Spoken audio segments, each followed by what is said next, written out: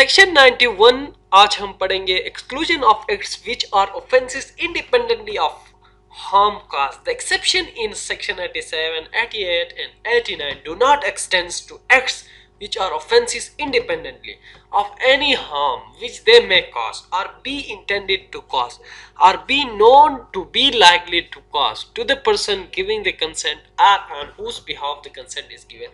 ये जो है ये section two terminate the pregnancies के हवाले से है कि किन हालत में यानी आप प्रेगनेंसी को यानी आप टर्मिनेट कर सकते हैं।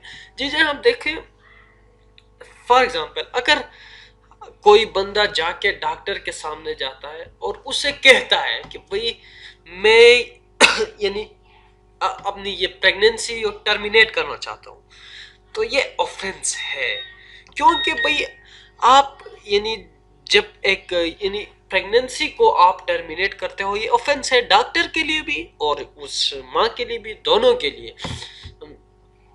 हाँ, तो डॉक्टर किन सूरत हाल में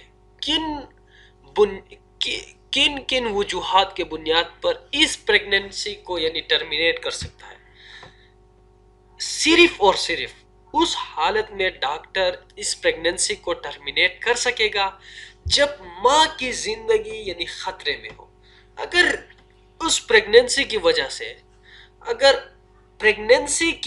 से अगर उसके माँ को यानी उस औरत को खतरा है, उसकी जान को खतरा है, यानी उसको कोई ऐसी बीमारी हो सकती है जो फ्यूचर में यानी बच्चे के पैदाइश से पहले जो उस माँ की जान को ले सकती हो, तो उस वक्त डॉक्टर उस यानी जो प्रेगनेंसी है इसको टर्मिनेट कर सकेगा only to save the life of the mother, यानी otherwise there is no exception।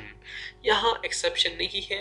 अगर उन्होंने टर्मिनेट किया यानी किसी भी वजह से, अगर कंसेंट भी है तब भी जुर्म है, क्योंकि आप एक यानी प्रेगनेंसी यानी टर्मिनेट कर रहे हैं, एक बच्चे की जान को आप यानी ख़त्म कर रहे हैं। उसकी वो दुनिया में आना है एक बच्चे को, यानी उसका हक बनता है, यानी उसको ये हक